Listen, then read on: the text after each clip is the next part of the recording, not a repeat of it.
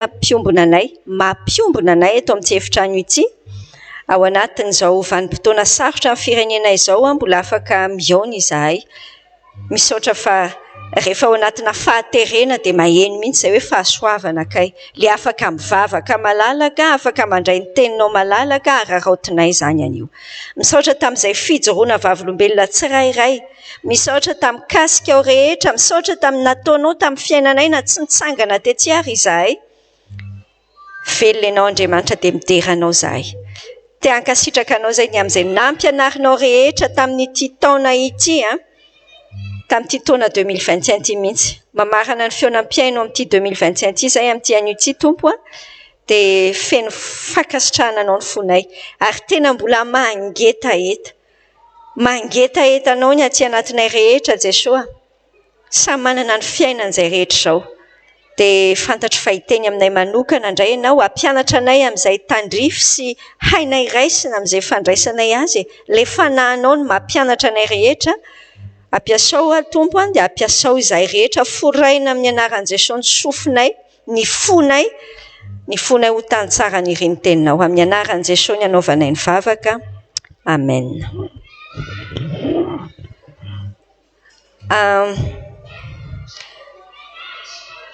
Andaontsika senao ary hiditra ao anatin'ny fampianarantsika amin'ity anio ity. Ho ia taminao hoe mamarana ny fianarana, ny feonam-piaino mihitsy ny androany ny farany, firy daty androany 17, dia avy eo mantsy 24, dia avy eo 31, dia tsy misy feonam-piaino tsontsika ao anatin'izay fa any amin'ny 8 janvier, 7 janvier ngamba izany. Izay tsika vao misy feonam-piaino indray dia miaraka miaino mihitsy tsika hoe ahoana ny fandehany, hatreto zato ny mahazo mivory ao anatin'ny toerana mihiboka.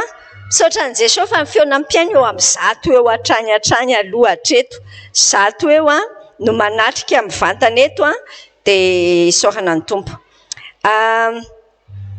Manisy fanamariana kely avy hatrany aloha tsika senao amin'ny 24 décembre tsika manana fotoana izay efa ny fanomezantsika hoe fotoana ahafahantsika miara mizara izay zavatra nampianarin'ny tompo antsika tamin'ny alalan'ny mpanompo vavin'Andriamanitra Marthe Hervé.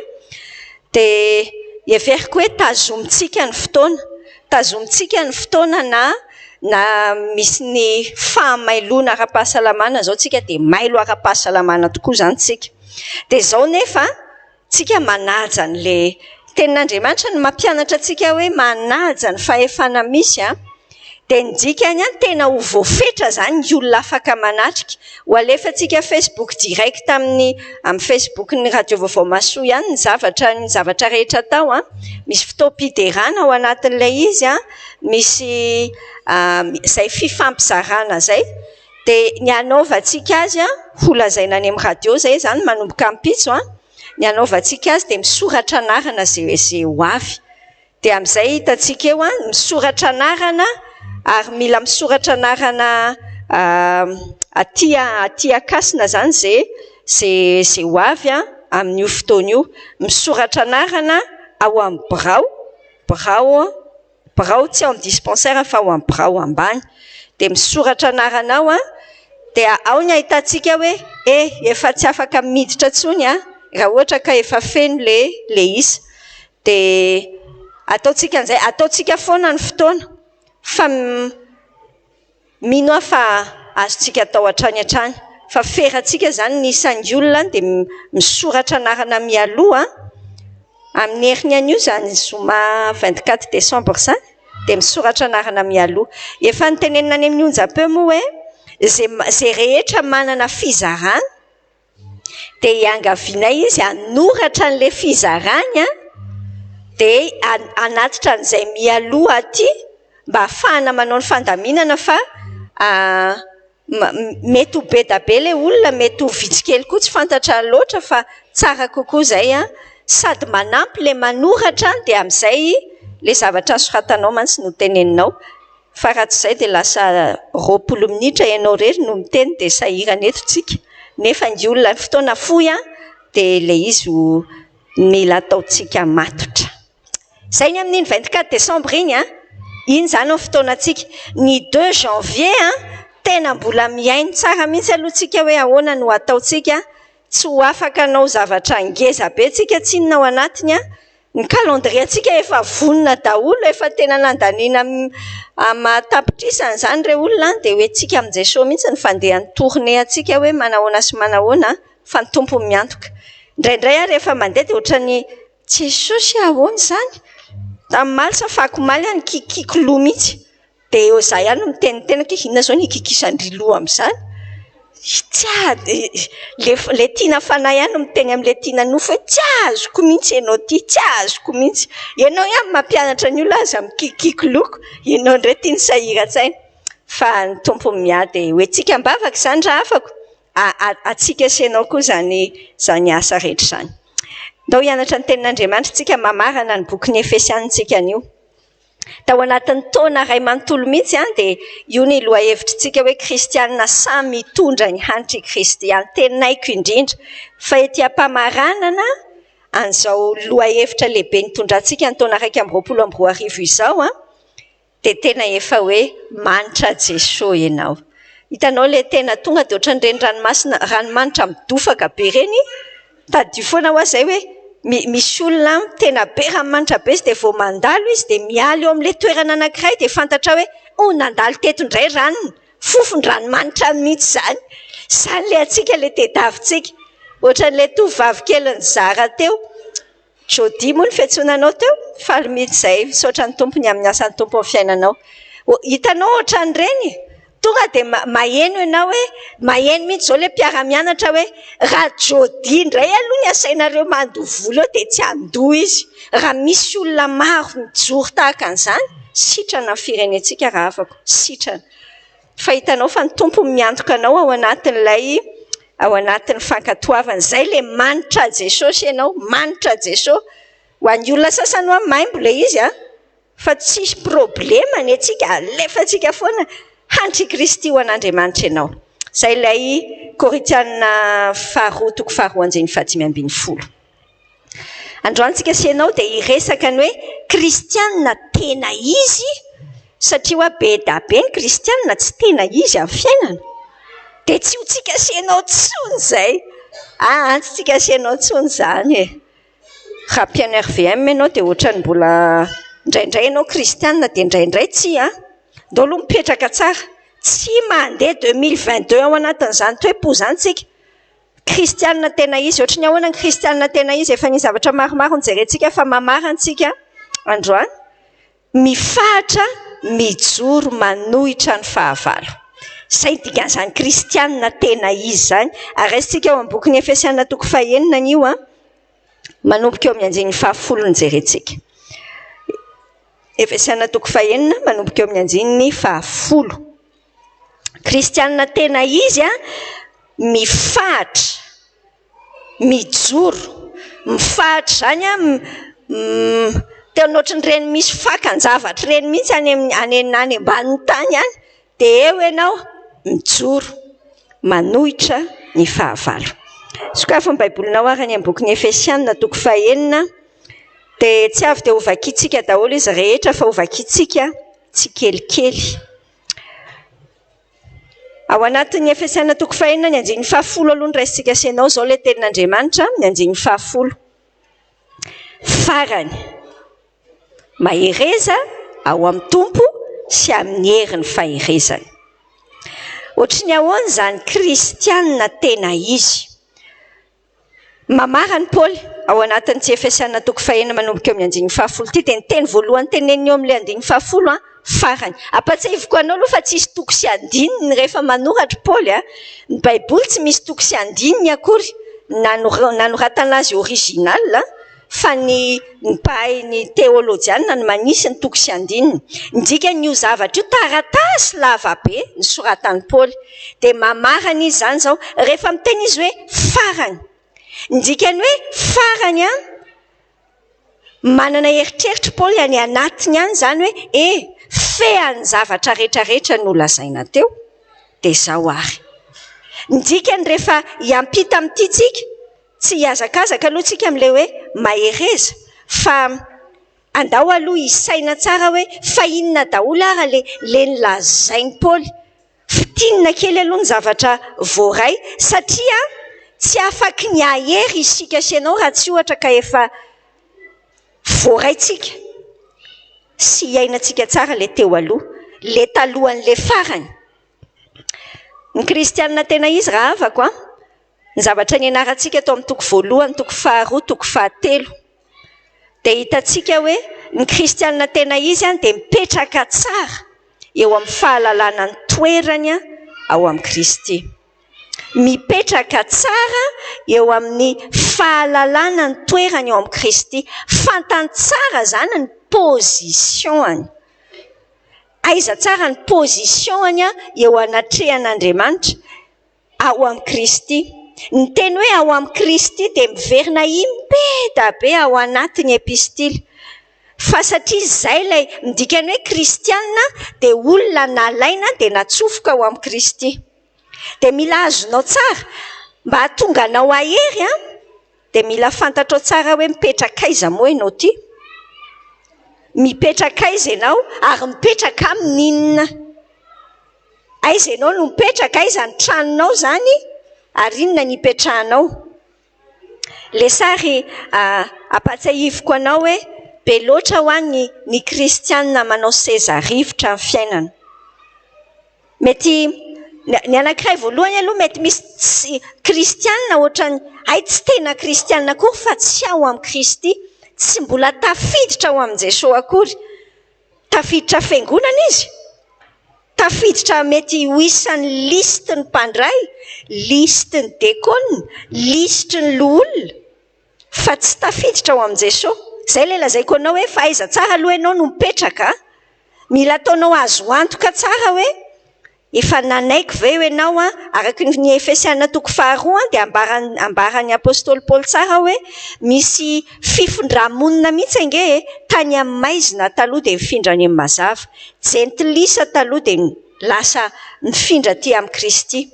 Mazava tsara ve fa efa manana an Jesosy ianao, ny fototra ao anatin'ny fiainana kristianina tena izy dia mazava aloha hoe efa tena kristianina ve ianao, ka Kristy ve ny fototry ny fiainanao.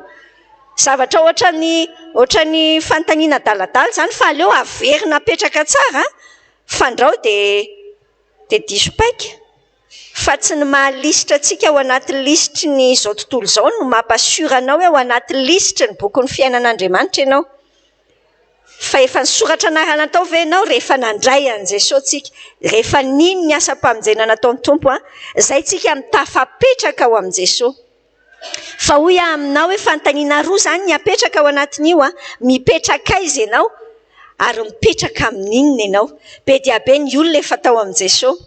Za koa tena isan'izany tamin'ny fiainako lava be, efa tao amin'ny Jesosy amataonany fa reraka be satria manao seza rivotra foana hatramin'izay. Matetika be, indraindray mety mipetraka kely ihany eo amin'ny Tompo dia fa matetika manao seza rivotra, ny dikany hoe manao seza rivotra za ihany no mizaka ny point ny fiainako. Fa tsy mipetraka tsara amin'ilay fahalalana hoe fa inona ny positionako ao amin'Andriamanitra. Ampatsahiviko anao io sary io, fantatrao ve le ampatsahiviko anao le Efesiana toko faharoa andininy fahaenina, fa fahamarinana io fa ianao nge sady mipetraka eo io ianao io mipetraka eo. Fa fantatrao moa fa ianao zao tsika sy ianao miteny zao, miteny le Efesiana toko faharoa andininy fahaenina hoe niara-natsanganytsika dia napetrany, niara-napetrany eo ankavanan'Andriamanitra iray miaraka amin'ny Jesosy. Ianao nge zany ny position atsika sy ianao zany. Mila tafapetraka tsara tsika dia misaina an'izany. Tiako mihitsy io sary io. Aiza ampifon'ny Jesosy? Ohatran'io mihitsy angentsika e. Hitanao manampy be amin'izao ny teknôlôjia, manampy mahazo an-tsaina an'ilay izy. Asa raha azonao an-tsaina zao fa azo atao tsara hoe za aty za zao eto, fa misy olona zao any ampitan-dranomasina any mpanaraka an'ity fafionam-piaina ity, misy olona any Europe, misy olona any États-Unis manaraka an'ity fionam-piaina ity, any tsara mihitsy koa izy dia miaraka ianao zao eto dia izy koa any dia miaraka manao fionam-piaintsika. Afaka hoe mipetraka amin'ny toerana iray ianao kanefa sady any amin'ny toerana ray hafa koa ianao. Zany ny ataon'ny teknôlôjia fa mihoatra lavitra noho izany engeny ataon'Andriamanitra amintsika. Ianao zao eo physiquement ianao eo, io ny tenanao ny vatanao, fa ianao nge amin'ny ara-panahintsika dia any amin'ny tontolo ny fanahy dia efa mipetraka eo ankavanan'Andriamanitra ianao miaraka amin'i Jesosy. Ampatsiahiviko anao zany. Ny zavatra manaraka tenenina amin'ilay hoe farany, mbola fampatsiahivana ny teo aloha, ny kristianina tena izy sady manao famtinana ny Efesianina manontolo tsika io mantsy, no tena zava-dehibe mihitsy fa tsy afaky ny ahery ianao raha tsy tafiditra ao anatin'ilay izy tsara. Ny kristianina tena izy dia mandeha araka ny nandehanany Kristy, tsy hoe rehefa krismasy ny andro. Rehefa krismasy ange dia be kristianina be tampoko zany tsy izay ka, fa amin'ny fiainana andavanandro dia ilay olona mandeha araka ny nandehanany Kristy. Izay ny dikany hoe kristianina tena izy. Ampatsiahivina anao fa ilay dikany hoy taminao hoe ilay fiainana kristianina mipetraka tsara, mankafy ny vitan'ny Kristy tamintsika. Ny zavatra faharoa mandeha ahoana? Hoy ilay any amin'ny toko 4:1 hoe mandeha mendrika ny fiantsonantsika. Mandeha mendrika ny fiantsoana. Natsoina ho zanak'Andriamanitra tsika, zanaky ny avo indrindra ianao, mandeha mendrika an'izany. Tsy mandeha toy ny jentilisa ny dikan'izany, tena misy fihavahana tsara. Jeudi moa zany zao ilay niteny teto dia lasa maka ohatra matetika tovovavy, mbola tovovavy kely mihitsy, fa mazava tsara fa tsy mitovy amin'ny olona rehetra izy. Ianao koa tsika sy ianao ne izay mihitsy tsy mitovy amin'ny olona rehetra tsika. Raha ohatra ka afangaron'ny olona amin'ny olona mitovy daholo ihany le olona rehetra, mampieritreritra hoe tena kristianina ary ve zany tsika sa tsy tsy mandeha toy ny jentilisa. Ho ny toko 4:17. Ny tena mampiavaka ny kristianina, ireo zavatra anankiroa ireo no nanditra ny teriny boky ny Efesianina, ny toko 5:2 sy ny toko 5:9 no mamaritra azy. Mandeha amin'ny fitiavana, ary ny farany hoe mandeha toy ny zanaky ny mazava. Mandeha araka ny nandehanan'i Kristy zay lay kristianina tena izy.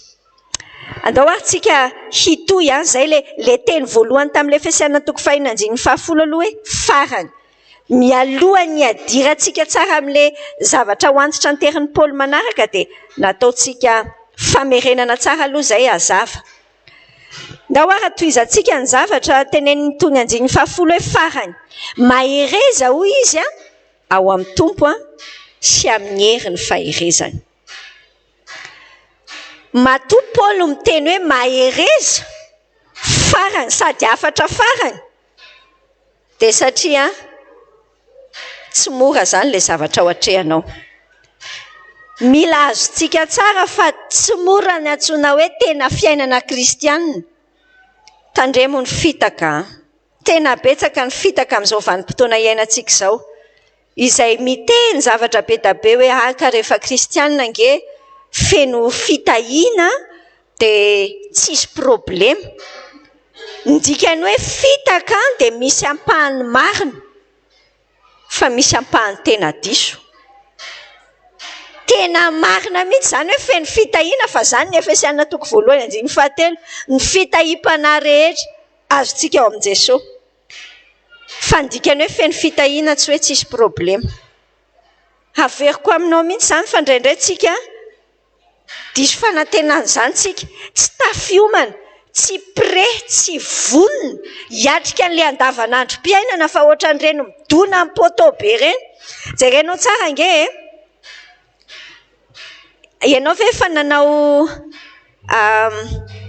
mety hoe kilalao ohatrany hoe mifampisintona ohatra ilay kilalao, na efa misy an'ireny kilalao ireny hoe andao anao mifampisintonsika, ny tananao zany tazomiko dia ny tanako tazominao dia mifampisintona eo tsika. sainao nge zay kilalao zay raha ohatra ka tsy miomana raha tsy vonona zany eo ampanaovana le kilalao raha tsy vonona eo ampanaovana an'le izy aleo aloha asiana ohatra avinga manoa ty manao ohatra ty amina dia azonao an-tsaina le zavatra tantaraiko anao kilalao ohatra zany zay sy manoa zao le kilalao anay hoe misy faritra ino ny faritra asiana faritra dia resy zay mifampisintona zany zay amin'ny tanana dia za misintona anazy maka ty dia izy misintona ka zay dia asiana linina tsipika eto dia raha zany makany voaloha dia zany resy azonao tsaina le izy raha ohatra ka tsy miomana zao tsy miomana dia iny manofa fa tonga dia sotomy dia voasitony rehefa tsy miomana raha miomana lasa antsika sy manoa tsy manina fa eny kely endaka ihany fa tsy manina ahoara mifampisintona zay sy manoa miomana ianao ka miomana ay dia misintona azonao ve ohatran'izay le sary tiako hitanao hoe raha ohatra ianao ka tsy miomana raha tsy vonona ianao dia volondray fa vonona foana fotoana rehetra dia ndikany potak'izay ianao dia resiny fa ny tenin'Andriamanitra amintsika hoe mila miomantsika ndikan'le hoe miomana mahereza ola izy aty anatin'ny saitsika mihitsy zany miomana teneniny any amin'ilay Petera voalohany 4:12 hoe aza gaga nareo amin'ny fahoriana mahazo anareo misy fotoantsika sy ianao dia lany andro gaga aloha io fa misy olana dia ray volana aloha ianao gaga dia gaga mihitsy amin'ity zavatra miseho amiko ty ny fahavalo efa nahavita namotipotika zavatra be da be ianao lozanao gaga miomana ianao fa tsy mora ny antsoina hoe tena fiainana kristianina tsy mora dia ahoana ny zavatra teneniny ao anatin'ilay teny hoe mahereza ao amin'ny tompo sy amin'ny herin'ny faherezany fantatry Paoly tsara hoe tsy mora le izy dia miteny izy hoe mahereza fa izao koa nefa fantany tsara fa tsy ahavita ny herinao na ataonao na atahoana tsy ianao no mahery fa alaivo le hery ao amin'ny tompo le ao anatiny ao amin'ny tompo zany le loharanon-kery alaitsika Isaia 9:5 anefa akitsika sy ianao ny 9:1-12 hoe Isaia 9:1-12 zao ny soratra hoe Jehova hitari-dalana anao mandrakariva sady ahavoky ny fananao ao amin'ny tany karakaina aza sy ampatanjaka ny taulanao dia ho tahaka ny sahavoton-drano ianao sy ho tahaka ny loharano miboiboika izay tsy mety ritra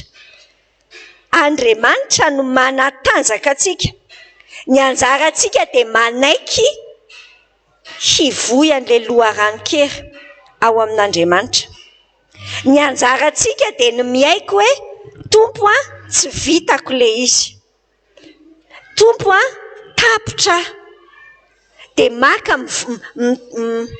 maka fanovozana ao amin'i Jesosy tsika zany Jaona 4:4-5 sy 7:17 dia manambara hoe misy rano miboiboika tsy mety ritra nge ao amin'io Andriamanitra io hoe ny herintsika sy ianao indraindray tsika manoloana ny fiainana dia miforse tena fotsiny manery ny tenantsika hoe tsy maintsy mahery tsy ohatr'izay le fiainana kristianina teneniny tsara hoe le tena fiainana kristianina maka hery ao amin'Andriamanitra miaika ianao hoe Jesosy tsy vitako aleo tsy nenao ny ampiasaina aza nenao ny ampiasaina raha vao nenao ny ampiasaina vetivety dia lany fa neny tompo ampiasaina neny tompo tsy mety ritra mihitsy hitanao amin'ny Efesiana 1:7-7 ao amin'ilay vavaka ny tenenin'ny Paoly any Efesiana ireo miteny hatrany ireo tenin'Andriamanitra ireo hoe ho ampatanjahana ndraso aloha ny anefa akitsika mihitsy le Efesiana 1:7-7 zao ny soratra ary ny fioarany alehibe ny heriny ho antsika izay mino araka ny fiasan'ny heriny faherezany misy hery puissance misy hery mahery vaika hoy le dika teny ombonana amin'ny afesana toko fahinanjiny fahafolo hoe tsy haitoaina. Azonao moa zany hoe tsy haitoaina, tsy voatoatrizana izy fa disponible ho anao zany hery zany e.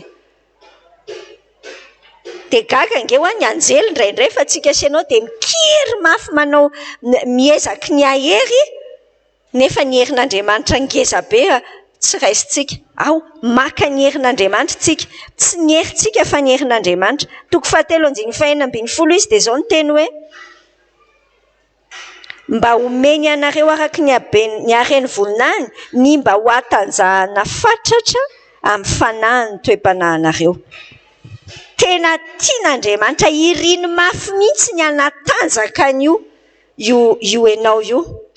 Averiko aminao fa le izy tsy hoe enao miteny le teny hoe mahereza fa tsy hoe enao no miezaka mahery amin'ny tenanao fa raiso le fampaherezan'Andriamanitra, raiso le efa voniny. Kolosiana toko voalohany andiny faha 1:10 zao ny soratra ao amin'ny Kolosiana io hoe ary ampatanjahina amin'ny hery rehetra araky ny herin'ny voninahiny ho amin'ny faharetana rehetra sy ny fandeferana amin'ny hafaliana. Ndika ny Andriamanitra zany efa manana hery vonina ho antsika sy ianao fa raiso le hery. Ny andraisanao azy averiko aminao tsara ny sary, sainao aneo azy ho sary zao hoe sady mitrotro zavatra be ianao, mitrotro vary 30 kilao ianao zany trotroinao ohatra zao, de sady mibaby be mihitsy koa ianao, vary tsy fantatro simon sakana simon ray lasaka 10 kilao de milolo. Eritrereto ohatra zany mipozinao zany makeo amin'ny Jesosy de miteny ianao hoe tena reraka Jesosy mba ampaherezo ahy, aiza moa le herinao zany e. Manahoana raha ohatra ka zany le atao, ahoana moa ny fomba ahafahanao mandray an'izany?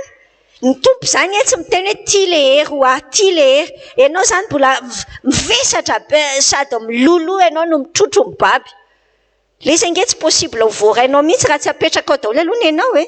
Zay mipetera voalohany toko 5:17 apetraka le izy fa tsy hoe sady entiny ty ao tompo mba ampaherezo fa de le izy apetraka eo amin'ny tompo de solona ny fitsaharany. Mandrositsika sy ianao miomana ianao fa ady le fiainana, tsy hoe tsy mora fotsiny fa tena ady mihitsy ny antsoina hoe fiainana tena kristianina.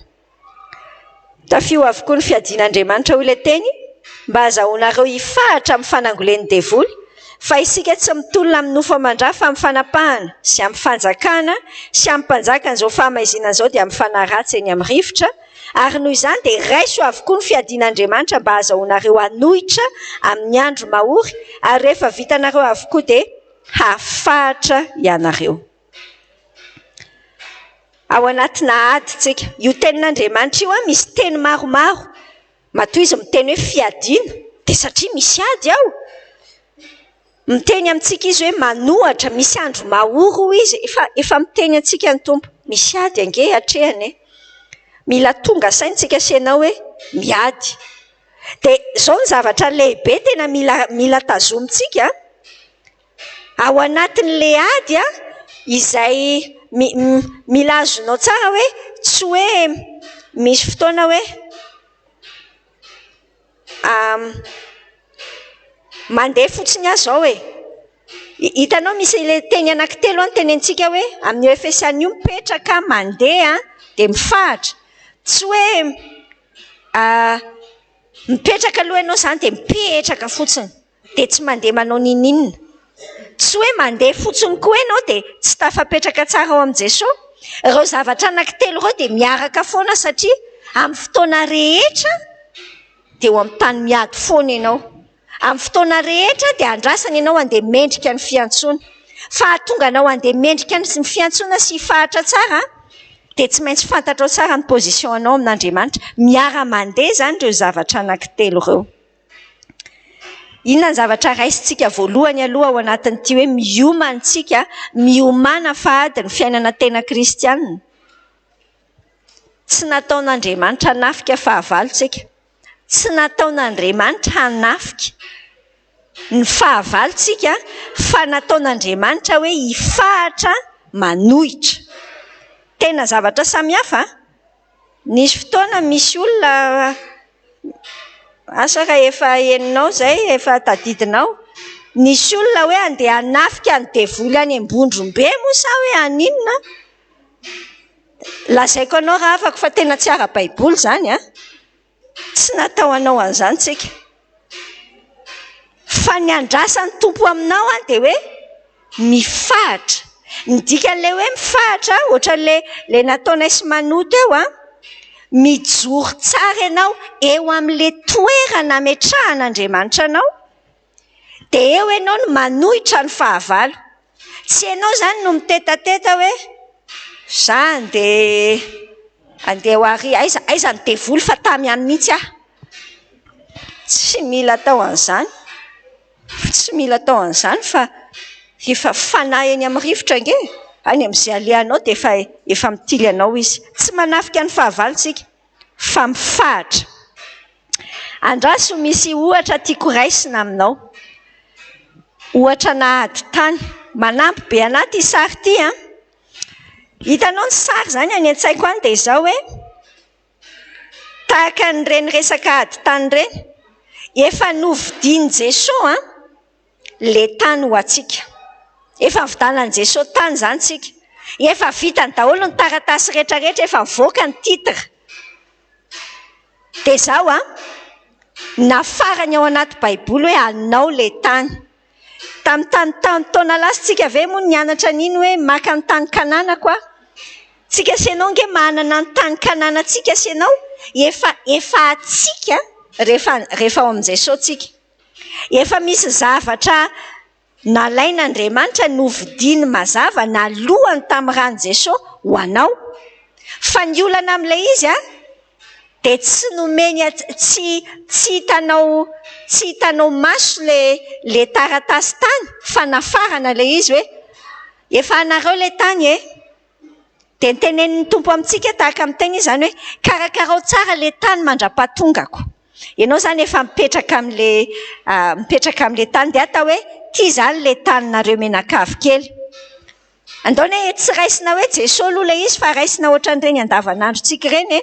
Manana tany ianao zany fa ndeha atao hoe tsy hita amin'ny papier an'ilay izy, tsy hita ny taratasiny, fa fantatrao tsara fa efa anao le tany, fa fantatrao tsara. Dia inona ny ataon'ny fahavalo?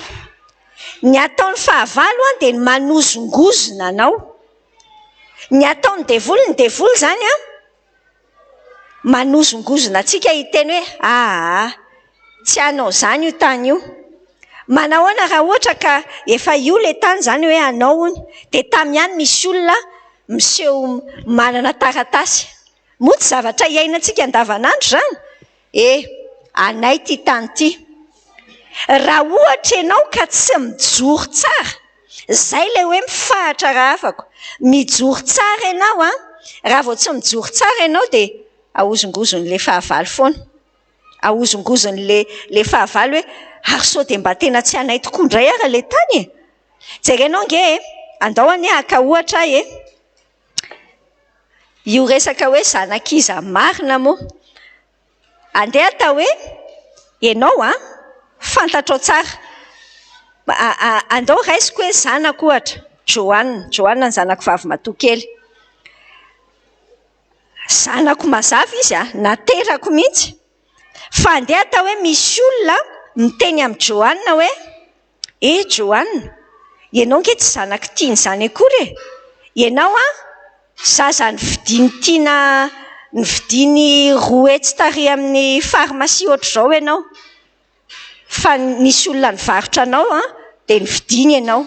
Sainao nge ohatry ny ahoana re zany raha ianao ny eo amin'ny toeran'le Joanna hitenenany an'izany.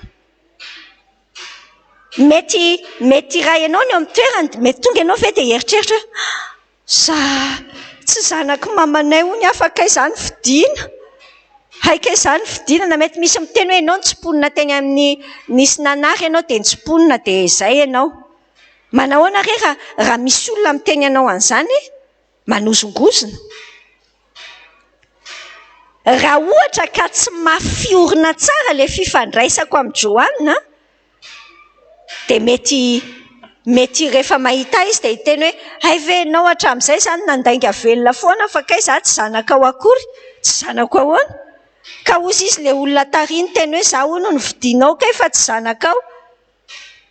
Azonao ve ny fomba fiadiny devoly?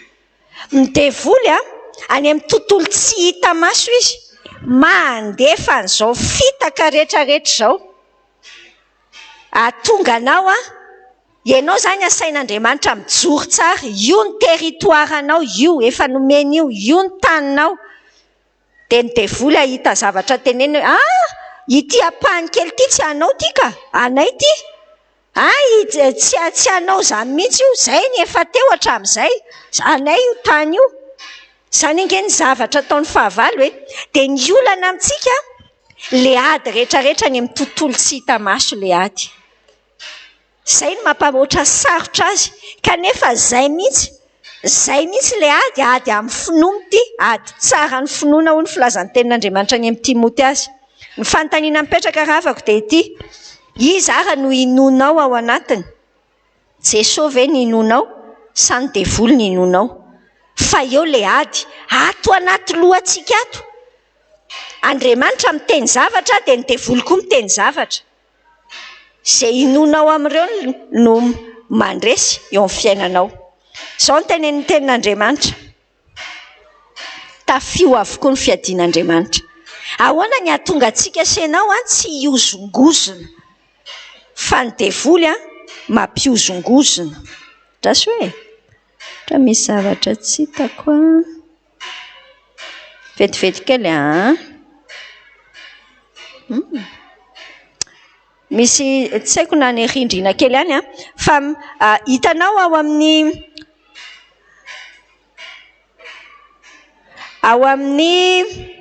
Jaona toko 9 andininy 4:7 hainao tsara, mety voafafako angamba fa nisy zavatra resaka kely an'izay hoe ny devoly mantsy ny fomba fiasan'ilay fahavalontsika dia mandainga izy. Mandainga. Mbola ao aoriana kely eo izay ka. Ao aoriana kely eo. Hiresaka an'izay rehefa avy eo fa aza manahy ianao. Fa andao ary aloha hidirantsika mihitsy le fiadian'Andriamanitra. Tafio avokoa izy ny fiadian'Andriamanitra. Efa fantatr'Andriamanitra fa ady le fiainana kristianina. Dia tsy avelany eto fotsiny ianao fa omeny ny fiadiny. Tsy mamorona fiadiana hafa ianao tsy niketrika anao fa efa misy fiadiana vonona. Dia le fiadiana omanin'Andriamanitra satria le ady ange.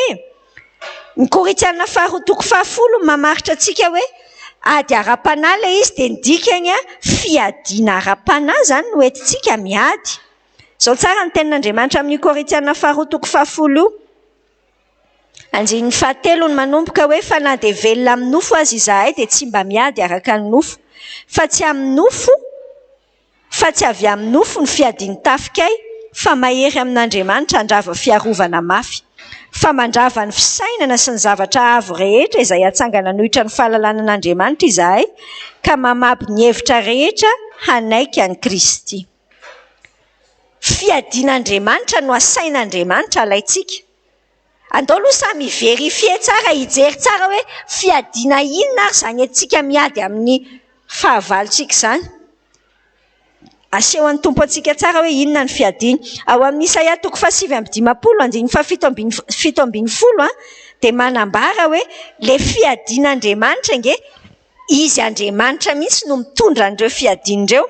Izao ny soratra hoe ny akanjo fahamarinana tahaka ny akanjo fiarovatratra izy Andriamanitra io ny akanjo fahamarinana io ary fiarovan-doha famonjena no teo amin'ny lohany.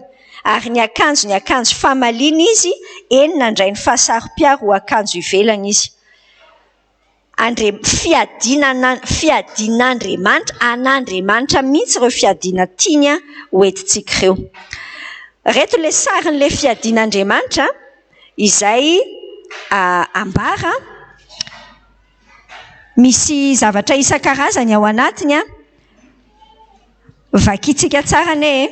tafio avokoa ny fiadian'Andriamanitra mba azahoanareo hifahatra amin'ny fanangoleny devoly. Fa isika tsy mitolona amin'ny nofo aman-drà. Efa nivakiako ka. Ato zao tsika asianao. Tafiana avokoa zany ny fiadian'Andriamanitra. 4:7 hatramin'ny 7:10. Inona avy le fiadiana? Mifahararo izy ka siky ny fahamarinana ny valahanareo, ary mitafiny rary no fiarovan-tratra, ary kiraroy ny fahavononam-panahy ny filazantsara ny fihavanana ny tongotrareo, ary ho fanampin'izany dia tany ny finoana ho ampinga izay azahoanareo hamono ny zana-tsipika amin'ny rehetra rehetra izay alefan'ilay ratsy, ary raiso ny famonjena ho fiarovan-doha sy ny tenin'Andriamanitra ho sabatry ny fanahy. Andao raisintsika asianao avokoa ny fiadiana rehetrarehetra. Tsy ny sasany ihany, fa izy manontolo. Fa matory ireo ny tenenin'Andriamanitra dia ilayntsika daholo ireo izany. Nasiana sarisary kely mba azahoantsika sary an-tsaina an'ilay endrikana miaramila romanina nalain'ny Paoly an-tsaina tao anatin'izany. Mila azontsika an-tsaina hoe nigadra Paoly tamin'io dia eo ampigadrana izy mifatotra miaraka amina miaramila foana izy. Dia angamba izany nazahoany an-tsaina le isany nazahoany an-tsaina le fiadiana dia raisintsika. Ndao raisintsika ny zavatra voalohany teneny hoe sikino fahamarinana ny valahanao. Ohatr'izao le paoziny le hoe sikina aza eritreretina ohatra hoe lambahoany fa ceinture ny dikan'izany, fehikibo ny dikan'io. Fehikibo sikinana an'le fehikibo ny valahana. Io fehikibo io no mitazona tsara ny zavatra mba tsy hiborosaka amin'ny pataloha, dia sady fitoeran'ny fiadiana ihany koa, tahaka an'izao hitantsika endrika amin'ny sary izao. Ahoana ny dikan'izany hoe misikina fahamarinana izany?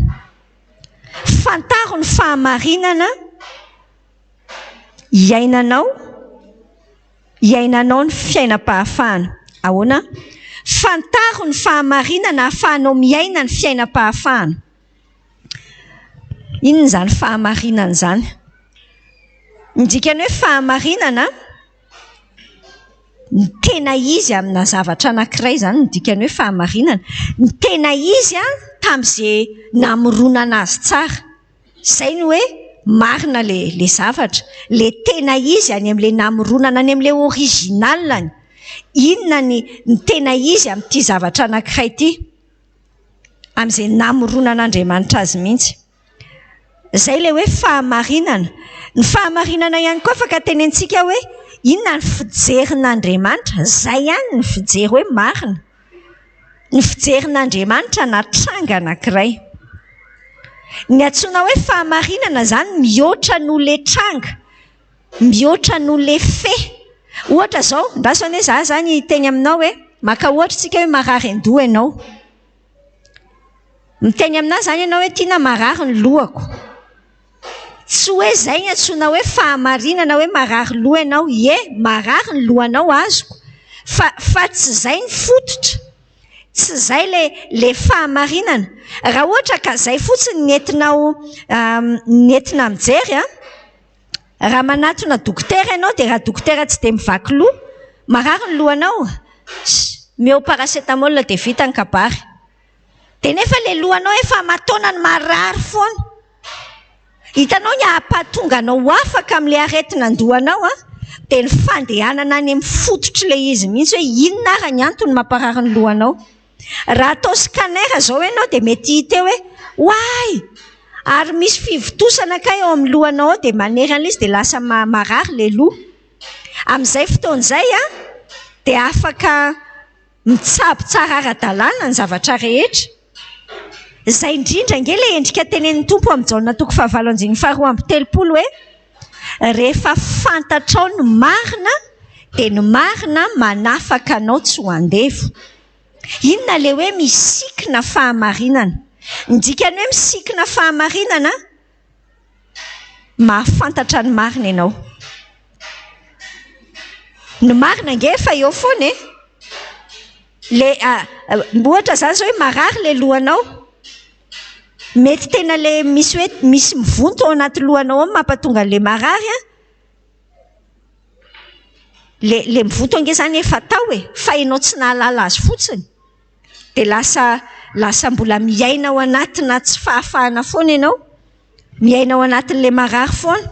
Fa rehefa fantatra ao amin'izay le izy dia afaka miditra ao anatin'ny fanasitranana tanteraka ianao. Afaka azonao ve zany dikany hoe tena fantatra ao ny marina. Ny marina efa eo fa tsy mitondra fanafahana ninina amintsika nge ny fahalalana amin'ny Baiboly tsy mitondra tsy efa firy taona ianao mahafantatra ny zavatra tenenin'ny tenin'Andriamanitra efa nandeha krismasy impiry ianao zay fa tsy mitondra fanafahana ninina zany raha tsy fantatrao hoe zao le marina, ny fahalalana ao an'iny dia avy eo ny fiainana ao an'iny zay ny antsoina hoe manafaka anao izy. Dikany hoe misikina fahamarinana dia miaina ao anatin'izay, mamantatra an'ilay izy dia iny fahamarinana fantatra ao iny no mitondra anao amin'ny fiainam-pahafahana. Eny re fantaro fa maninona ny io ny zavatra voalohany, fa maninona ny le hoe sy misikina fahamarinana ny voalohany, io ny fototra satria ady ara-panahy le hatrehana ary ny fahavalontsika sy ianao dia mpandainga. Nen'le devoly dia ny mifanohatra amin'ny marina, fantany tsara fa raha vao fantatrao ny marina dia afaka ianao. Raha vao fantatrao ny marina ianao zao mety efa mataona ny mbola fatorana paraky foana dia ianao mieritreritra hoe tena voafatotra tsy mety afaka. Fantatrao moa fa efa afaka nge ianao mety fatorana fijangajangana ianao, ohatra hoe fatorana masturbation ianao efa mataonany dia ianao mety hiteny hoe misy fanahy manambady tena tsy afaka mihitsy. Ianao nge efa afaka efa afaka ianao, tsy hoe ho afaka ianao fa efa afaka. Fa atao anaty sainao ato ny problema dia io devoly io, inona ny atao amin'ny devoly? Tsy misy marina ao aminy le teny. Raha mandainga izy dia ny azy ny lazainy satria mpandainga izy sady ray ny lainga. Le devoly mamitaka anao, miteny anao ao anatin'ny sainao ao hoe ianao tsy afaka izany, ianao tsy afaka amin'io fahakizitinana io fa efa ianao efa izany mihitsy ianao. Diso zany ka, zavatra diso zany, tsy marina. Ny marina efa afaka ianao. Tazomy zay lazain'i Jesosy fa zay lazain'i Jesosy ny marina. Zay lazain'i Jesosy ny marina, ny tenin'i Jesosy hoe raha manana ny zanaka ianao dia manana ny fiainana. Raha ny zanaka ny manafaka dia afaka tokoa ianao. Tazomy zay lazain'i Jesosy fa zay lazain'i Jesosy ny marina. Mandroso angatsika sy ianao hoe tafio ny rary noho izy ho fiarovan-tratra. Ohatran'izao ilay paozina aro vy be fiarovan-tratra tamin'izany fotoana. Ny dikany hoe kristianina tena izy dia kristianina mandeha marina fantatrao hiarovanao ny fonao. Hoy izy hoe tafio ny rariny. Ny dikany hoe rariny mitafio ny rariny ho fiarovan-tratra hoy izy. Ny dikany hoe rariny dia mahitsy araka ny tokony ho izy. Zay ny dikany hoe rariny. Mifampitohy tsara amin'ny resaka fahamarinana teo. Ny fahamarinana dia io zany ny standard na ny fenitra ao amin'ny fanjakan'Andriamanitra.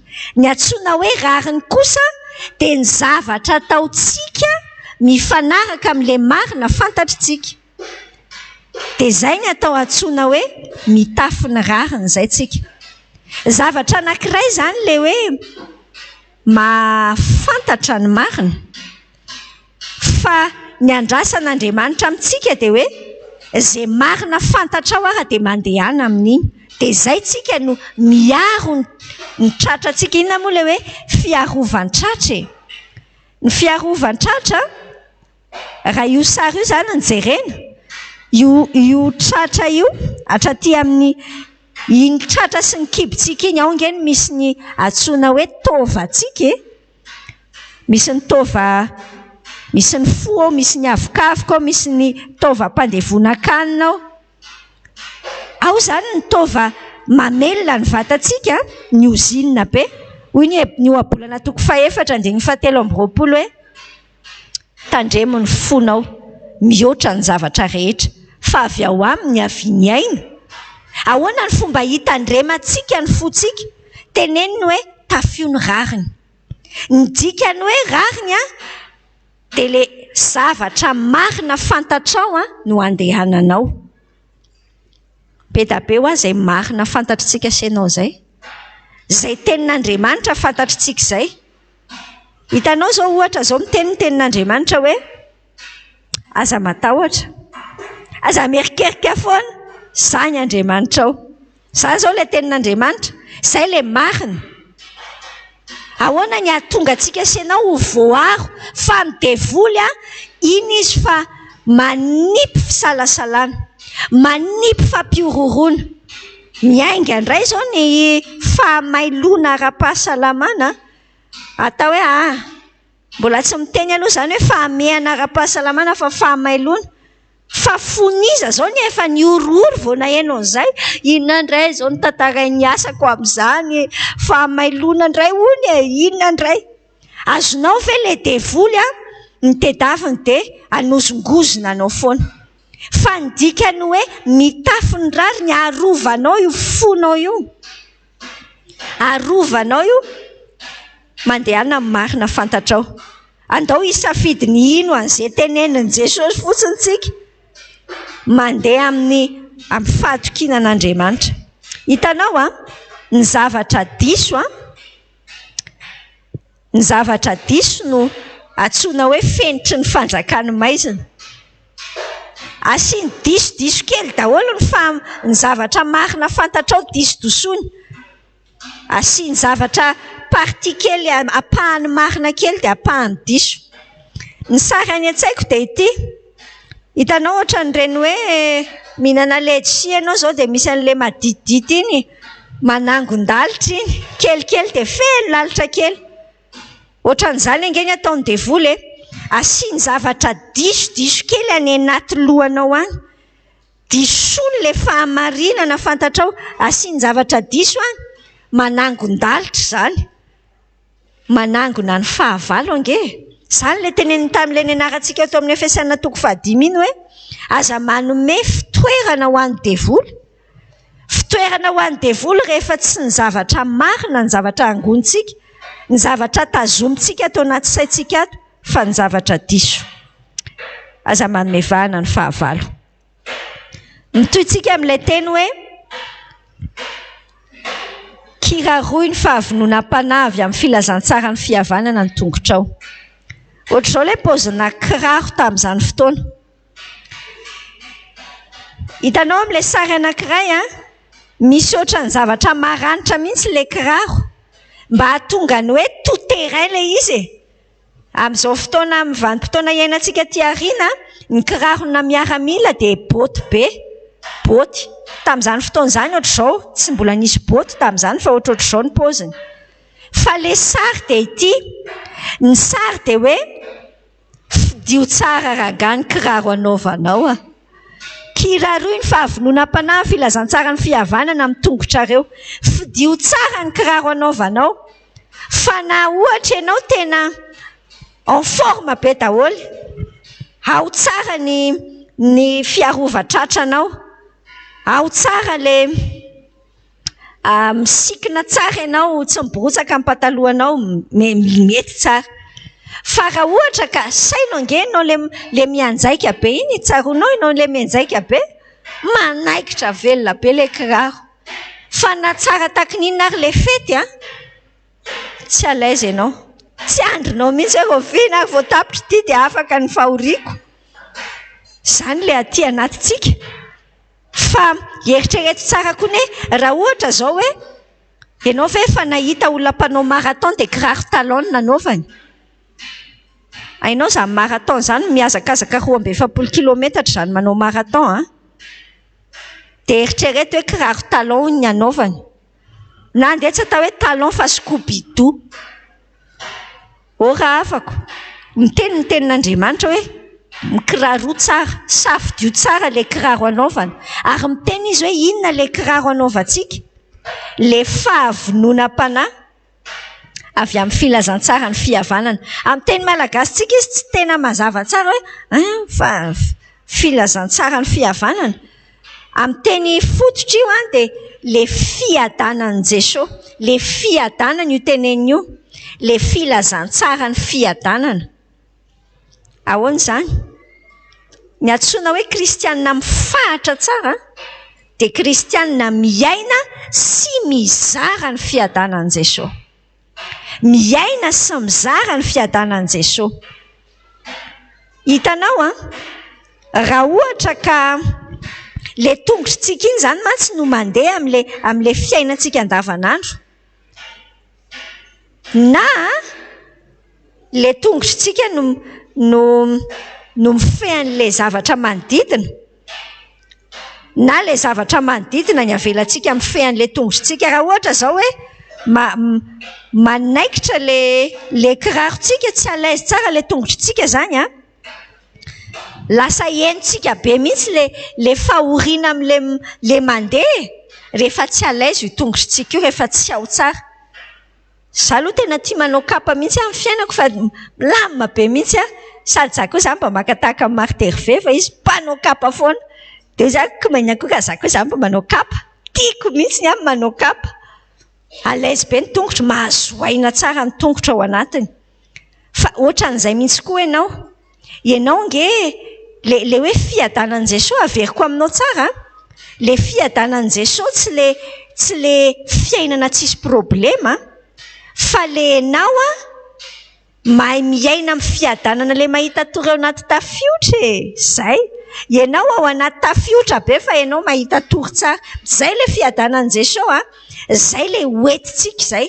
Le fahavononana hoe tsy hoe hiatrika ny taona 2022 dia mivavaka hoe Tompo mba mangataka mba aza asiana problema ny 2022 atsika io Tsy zay le hoe fahavononam-panahy, fa miteny hoe Tompo vonona anaovako tsara le fiadananao alefaso, na tsilotsiloana be io, na vatovatoina be io, na fasipasika be io tany io, na mangatsika mamay be le goudron, inona ny asako saina amin'izany? Efa vonona tsara satria ny fiadanan'i Jesosy. Zay le ao amin'ny Kolosiana 3:7 fiadanan'i Jesosy io vakitsika sianao nge Kolosiana 3:7 andiny 5:10 olay teny miteny hoe ary ao ka napaka homponareo ny fiadanan'i Kristy fa ho amin'izany ny antsoina anareo ho tena iray, ary ao ka ho feno fisaorany anareo.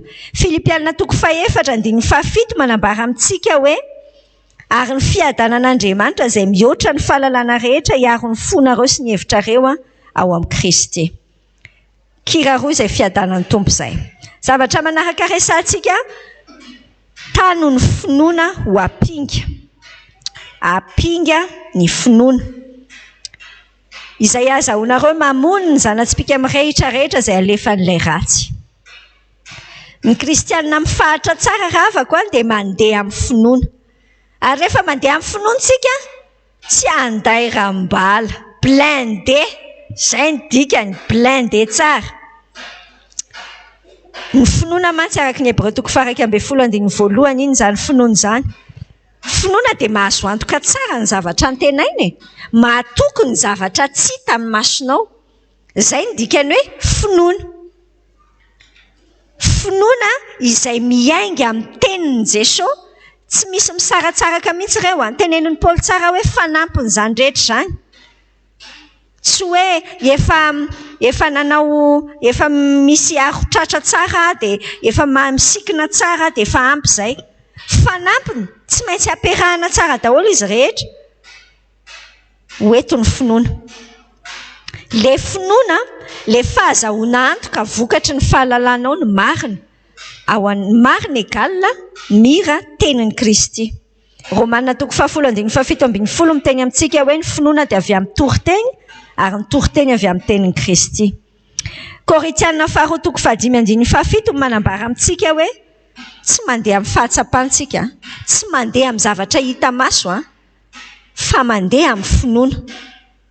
Ny finoana izany no amonoantsika le alefa ny devola ngeka zana tsy pika mirehatra e mampiorory zany zana tsy pika mirehatra zany rehefa mandeha le izy mandeha le flèche de ianao miorory maya amty alefaso fotsiny alefaso ny finoana tsy maintsy mifototra any amin'ny tenin'Andriamanitra ianao ao anatiny io mahafantatra tsara amin'ny tenin'Andriamanitra ianao de valinao amin'ny tenin'Andriamanitra tsy anday rambaly ianao ao anatin'izay mandeha amin'ny finoana. Zao le teny manaraka hoe raiso ny famonjena ho fiarovan-doha. Ohatran'izao zany le any romanina taloha le paoziny any romanina miaramila romanina taloha io fiarovan-doha io. Ny kristianina mifahatra tsara dia kristianina mahazo antoka ny famonjena. Rehefa mahazo antoka ny famonjenao ianao dia izay ny ody fahakiviana ravako. Ny fanafodina depression ao amin'io fahazahoantsika antoka tsara. Tenenin'ny tenin'Andriamanitra hoe raiso ny famonjena ho fiarovan-doha.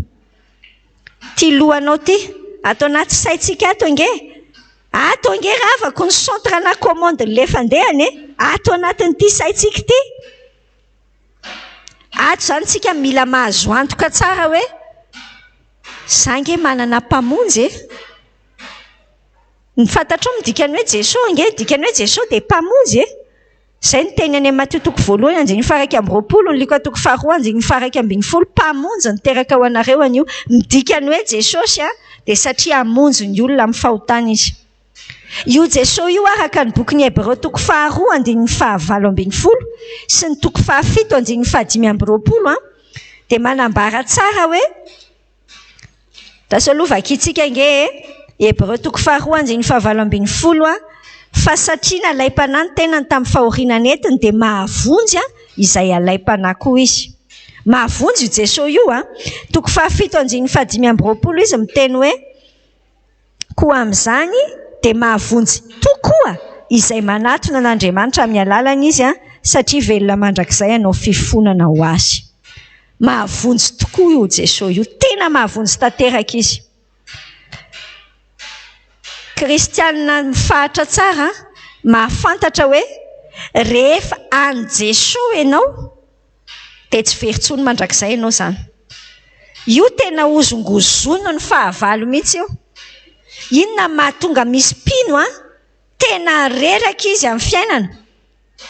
Reraka miazona ny famonjena, reraka mitazona hoe sao dia very eto aleo aloha meko anao tsara io tenin'Andriamanitra ao amin'ny Jaona 10 io Jaona 10:9-20 zao le teny ao hoe izao manome azy fiainana mandrakizay ka tsy ho very izy mandrakizay. Jesosy no miteny ary tsisy andrombaka azy amin'ny tanako. Ny raiko izay manome dia lehibe noho izy rehetra ary tsy misy mahay mandrombaka amin'ny tanany ray. Miteny aminao tsotra mihitsy za tamin'ny fiainako io tena nanahirana foana. Mety mbola ho very ve za raha ohatra ka manana an Jesosy? Ny fanontaniana mipetraka dia hoe tena manana an Jesosy ve le olona? Tena nino an Jesosy? Fa raha tena efa nandray an Jesosy marina, Jesosy ny garantie. Jesosy ny mpiantoka, tsy very-tsony izy. Tsy mila miazona ny famonjeko hoe le tiako lazaina anao hoe zany miezaka hoe sao dia verindray tsy zany tsony, tsy very ianao. Ny tian'Andriamanitra notona antsika ny herintsika dia any amin'ny hoe andao hiaina amin'ilay fiainam-pahamasinana. Fa be da be ny kristianina lany andro miazona ny famonjena. Nefa le famonjena rehefa azo antoka fa voavonjy dia lasa morakivy vao misy fahotana mandeha tena tsy miova mihitsy zany. Za zany dia ohatr'izao foana. Mba makanesy eo amin'ny tompo dia mibeba dia mandehana indray fa ny tompo manafaka antsika ao anatin'izany.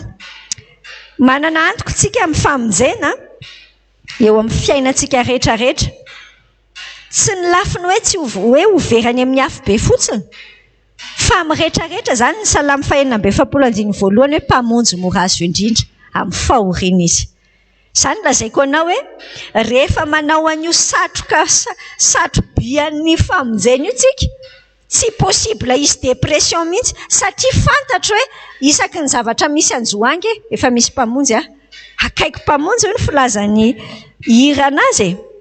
Raisiny tenin'Andriamanitra ho sabatry ny fanahy amin'ny fiadiana rehetra dia io ihany ny zavatra hamelezana ny fahavalo. Tenin'Andriamanitra raha afaka mamelona sy mitari-dalana antsika. Fantatrao tsara izany. Salamy 8:1 Ray manontolo manambara hoe ny tenin'Andriamanitra miaro mamelona mitarika na hoe aty ny lalana. Misy teny sariantsika fotsiny 9:7-2:10 ny 9:5-5:1 fa 7:1 Ray manontolo manambara ny mahazava-dehibe ny tenin'Andriamanitra. Ny tenin'Andriamanitra ny fitaovana nentin' Jesosy nandresy ny fakapanahy ao amin'ny Matthieu sy ny Luka 4. Ny tenin'Andriamanitra ny ataony manadio sy manavao ny saintsika. Ny tenin'Andriamanitra ihany manao an'izany. Jaona 5:17 miteny hoe efa madio raha teo nareo no tamin'ny teny izay nilazaiko taminareo. Ny tenin'Andriamanitra no fitaovana anadiovan'Andriamanitra ny ao anatintsika ao. 7:17 Jaona hainao tsara le manamasinana ny fahamarinana ny teninao ny fahamarinana io ny manamasina antsika. Romanina 2:12 tenin'Andriamanitra ny manavao ny saintsika. Miova amin'ny fanavaozana ny saina. Tenin'Andriamanitra ny manavao. Jaona 5:1-3:30 miteny antsika hoe raha fantatra ireo ny marina dia ny marina manafaka anareo tsy ho andefo. Eo alohan'izay izy mantsy miteny hoe raha maharitra amin'ny teniko nareo dia ho fantatra ireo ny marina. Rehefa ny tenin'Andriamanitra ny ahafahantsika mahafantatra ny marina. Ny kristianina mifahatra dia olona mivelona sy mampiasa amin'ny tenin'Andriamanitra. Ivelomana ilay izy dia ampiasaina amin'ny fiainany andavanandro. Manohy ihany tsika, mamarana tsika senao. Kristianina mifahatra raha afaka dia kristianina feno vavaka. Tsy possible mihitsy ianao hoe afahatra, tsy hiotsokotsony eo raha tsy feno vavaka. Izay nizarain'ny rahavavy tamintsika voalohany tary hoe le olana teo amin'ny fiainany isaorana amin'ny tompo ny fisian'ny olana dia mitombo ny orana vavaka nataony. Fa ianao koa manahoana? Andao hitombo ny oram-bavakantsika. Mivavah mandrakariva hoy ny tenin'Andriamanitra ao amin'ny fanahy amin'ny fivavahana rehetra sy ny fangatahana ka miambena amin'izany amin'ny faharetana sy ny fangatahana rehetra ho an'ny olona masina rehetra. Sao le hoe feno vavaka tsy hoe indraindray no mivavaka e. Fa mandrakariva hoy le Tesaloniana voalohany 5:17. Midikany hoe mandrakariva nge dia foana. Zay le mandrakariva. Midikan'ilay izy zany atao anaty lohanao ato mihitsy. Misaina ianao dia mivavaka. Misaina ianao dia mivavaka. Le eritreritrao mihitsy ny vavaka. Tsy nofo no mivavaka. Tandremy tsara. Fa arakaraky ny mampampanompon'Andriamanitra efa ela ny ainana lava volo anao no mampivavaka ny nofonao. Vao miteny fotsiny iza ny vavaka. Tsisy miteniteny tonga dia ianao no mivavaka. Ohatry ny efa hainao mantsy le izy. Izao ny Romanina 9:15 tsy mahay manao sitrapon'Andriamanitra ny nofontsika. Meteza mihitsy ndao hitovintsika senao hoe za vao mivavaka dia teneniko hatrany aloha ny tompo le amin'ny vavako maraina iny. Tsy haiko izay teneny eto Jesosy antario amin'ny fananao tsy ny nofonao no mivavaka. Ina le teneniny? Mivavaha amin'ny fivavahana rehetra. Tsy karazam-bavaka sasany ihany. Eny tokoa rehefa be problema be tsika dia fangatahana foana. Titopo. Eny re. Fa zao le izy. Fangatahana fifonana fisaorana. Filipiana 4:4-5. Ataovy ao anatin'ny vavaka ao an-trano. Le izy zany tena tsy resaka protocole, tsy resaka vavaka verimberina. Tsy zay Matthieu 5:1 Ray manontolo fa ny fivavahana rehetra tantara ao amin'ny tompo. Mbola ao ihany tsika. Miambena amin'izany amin'ny faharetana hoy izy. Tsy hoe ange rehefa mivavaka ianao dia tsy maintsy misy valiny eo ny hoe Hebreo 10:7 tokony hanana faharetana ianao mba azahoanao zay lazainy teny fikasana rehefa vitanao ny sitrapon'Andriamanitra. Mila faharetana, miambina amin'ny faharetana hoy ilay tenin'Andriamanitra. Zay ilay ahafahantsika mifahatra. Tonga dia miomana ianao hoe tsy ono eo ilay izy, dia feno fisaorana amin'ny tompo. Ok Jesosy efa niresahako taminao ilay dossier iny ok ary. Sao ilay tenin'Andriamanitra koa any amin'ny Matthieu 7:20, 7:20, Jakoba 10:9, Jaona 9:4. Tsy misy olana ngera avako ka hoe ngeza loatra na hoe kely loatra, fa tenenin'Andriamanitra hoe amin'ny fangatahana rehetra, miambena. Inona ny raisiko anao anatin'izany hoe io situation rehetra io tonga dia atao vavaka daholo. Izy rehetrarehetra afa-dio vavaka. Matthieu 7:20 miteny antsika hoe zay sokafantsika tinge sokafanany zay idintsika tinge idinany Jakoba 5:5 fiasa amin'ny vavaky ny marina kelikely ihany ny heriny. Zay ve? Mahery indrindra dia ampiasaina, tonga dia atao vavaka fotsiny. Ndao tena mitombo ao anatin'izany tsika. Jaona 5:4 hatramin'izao nareo mbola tsy nangataka ihany. Mangatara nga dia omena mba ho tanteraka amin'ny fifalianareo ndao hitombo amin'ny vavaka. Dia ahoana ilay mivavaka? Tsy ny olona sasatsasany ihany ny entina mivavaka, fa entina mivavaka daholo ny olona. Io tena nianarako tamin'ny tompo mihitsy, fa misy olona mitonom-bavako amin'ilay olona tonga dia fangatahana fotsiny hoe tompo ataovy an'izao mihitsy iny fa mandreraka. Dia ny tompo hoe tsy miteny fa maninona zao raha isaorana aminahy io olona io, mba isaoro hoe za hoe misy an'io olona io fiainanao. Ela be mihitsy voanaka toan'izay, fa voanaka toan'izay dia kay mety misaotra ny tompo, miteny tompo hoe tiana mba hangatao ho tahiko hoe itsy olona itsy. Tsy tiako izany Jesosy. Misy olona tsy tiako mihitsy hangatahana fitahiana, fa tiako hoe tompo asiovaina afo be ny lohan'io. Azonao ve le mivavaka ny vavaka rehetra ho an'ny olona masina rehetra. Galatiana 2:2-9, inona ny tenenin'izany teny izany Tesalovakiana. Fa ny amin'ny olona atao trasolova zavatra hafa mihitsy angamba izany zavatra.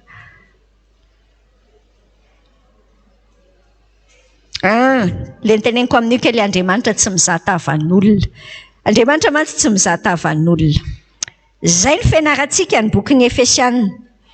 Androany zany tsika asianao mamarana azy mametrapetraka anao hoe mipetraka ny dikany fiainana tena kristiana, mandeha mifahatra, mipetraka makafy ny vitan'i Jesosy mandeha amin'ny herin'i Kristy amin'ny lalana ny soritany dia mifahatra amin'ny joro manohitra ny fahavalo.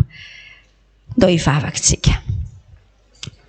Andriamanitra rainay feno fankasitrananao zahay. Nampianarinao an'le hoe atahoana ny hifahatra eto tany miady eto. Mifona aminao zay tompo fa misy fotoana tsy ny fiadinao mihitsy akory ny raisinay fa le ansainay ihany. Misy fotoana sasatsasany amin'ny fiadina fotsiny ny alainay zay metimety aminay eny. Andriamanitra mitian'io ity manapa-kevitra mihitsy zay hoe tafianay daholo ireo, raisinay daholo ireo izy enina ireo miampy an'le vavaka. Ho fenonao an'izany zay rehetra. Misaotra tompo dia afaka tena mijoro zahay manohitra ny fahavalo tafapetraka tsara ao aminao dia mandeha mendrika ny fiantsoana zay antsonao anay. Io ny fiainanay rehetra tompo ampiasao amin'izay itiavanao azy zay rehetra. Samy teny mihitsy zay hoe mety zay ampiasaina. Ampahafantarao anay ny sitraponao Andriamanitra dia omeo anay ilay hitoetra tsara ao amin'ny teninao mahafantatra ny marina dia mandeha arak'izay marina fantatray. Zareo ny fiainam-panahy tsirairay ampaherezinao amin'ilay faherezanao Jesosy ao anatin'io fiainatokantrano io, ao anatin'ilay asa, ilay fianarana, ilay zavatra ataonay matoky anao zay fa mampamirapiratra ny voninahitra ao amin'ny fiainanay tsirairay ianao. Efa nilanjainao tsara io olanay io ao amin'ilay zakanay ary ao amin'ilay ampisehoanao ny voninahitra ao io.